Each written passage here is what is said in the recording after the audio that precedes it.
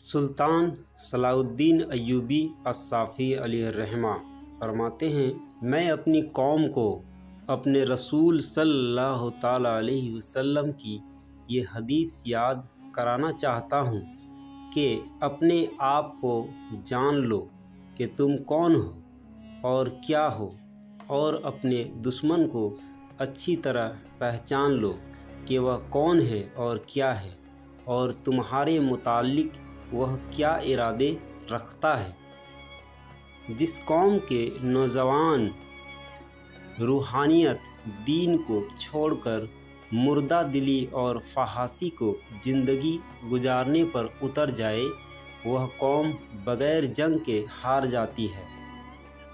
جس قوم کے نوجوان بیدار ہو جائیں، اس قوم کو کوئی شکست نہیں دے سکتا۔ مجھے نہیں معلوم کہ اسلام تلوار سے پھیلا یا اخلاق سے، مگر میں اس بات کو بخوبی جانتا ہوں کہ اسلام کی حفاظت کے لیے تلوار کی ضرورت پڑتی ہے۔ یاد رکھو میرے دوستو، فوج بغیر قوم کے اور قوم بغیر فوج کے دشمن کے لیے آسان شکار ہوتی ہے۔ صلیبی اور یہودی ہر دور میں اسلام کی فوج اور قوم کے درمیان منافرت پیدا کرنے کی کوشش کریں گے۔ حکمران جب اپنی جان کی حفاظت کو ترجیح دینے لگے تو ملک اور قوم کی حفاظت کے قابل نہیں رہتا۔ جہاں روٹی مزدوروں کی تنخواہ سے مہنگی ہو جائے، وہاں تین چیزیں سستی ہو جاتی ہے: الف، عورت کی عزت، بے، مرد کی غیرت، جیم، مسلمان کا خون۔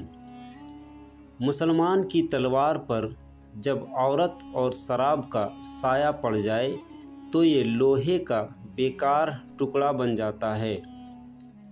اگر کسی قوم کو بغیر جنگ کے شکست دینی ہو تو اس کے نوجوانوں میں فحاشی پھیلا دو۔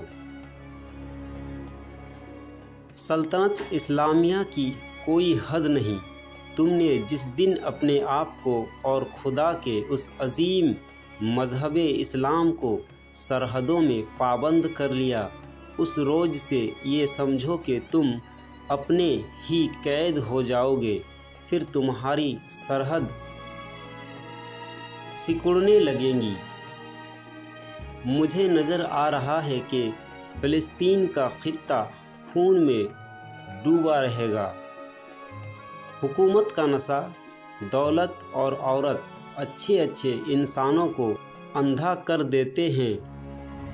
کافر سے پہلے غدار کو قتل کرنا ضروری ہے۔ ایک جاسوس دشمن کے پورے لشکر کو شکست دے سکتا ہے، اور ایک غدار اپنی قوم کو شکست کی ذلت میں ڈال سکتا ہے۔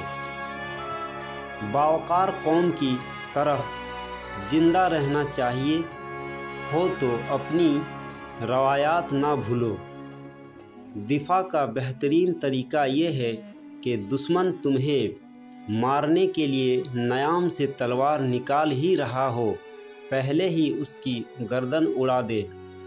وہ اگر کل حملے کے لیے آ رہا ہو تو تم اس پر ہی حملہ کر دو۔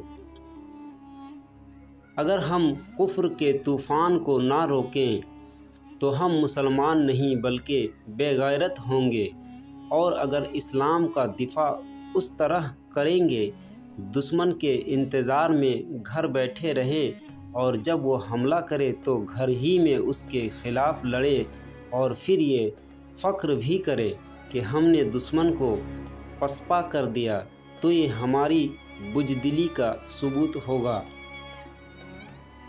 ہم عصمتوں کے پاسباں ہیں اور صلیبی عصمتوں کے بیپاری۔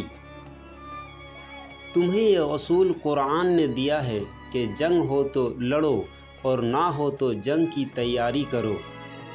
حکمران اپنی حکومت کی حفاظت کرتا ہے اور مجاہد اپنے ملک پر قربان ہوتا ہے۔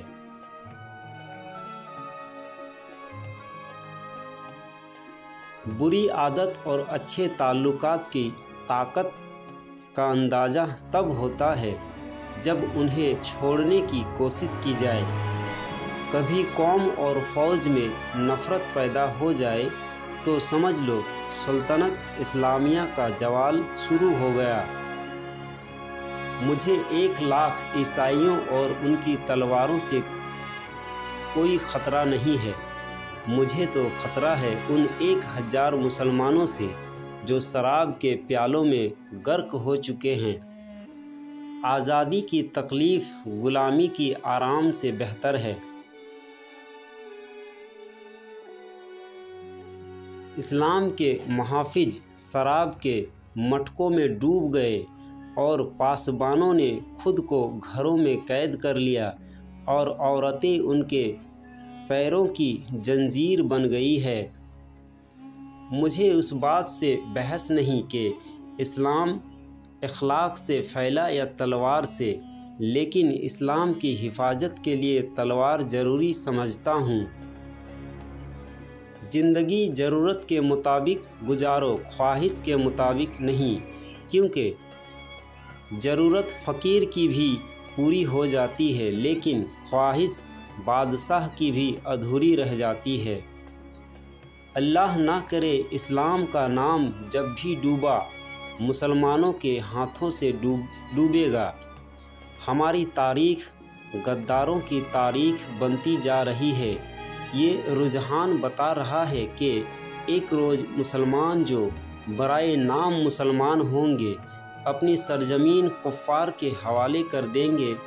अगर इस्लाम कहीं ज़िंदा रहा तो वहाँ मस्जिदें कम और कुबहा खाने ज़्यादा होंगे।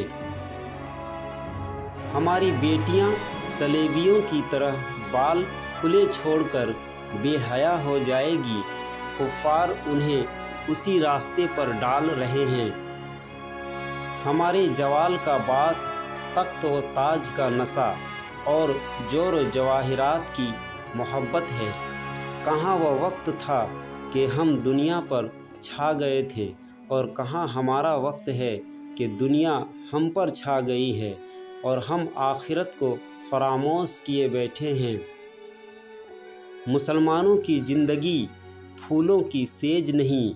जानते नहीं हो सलेबी सल्तनत इस्लामिया को चूहों की तरह खा रहा है, और जानते हो कि वह क्यों कामयाब हो रहे हैं? सिर्फ़ इसलिए कि हमने फूलों की पत्तियों पर चलना शुरू कर दिया है। तुम परिंदों से दिल बहलाया करो। सिपाहगिरी उस आदमी के लिए एक ख़तरनाक खेल है जो औरत और शराब का दिलदार हो।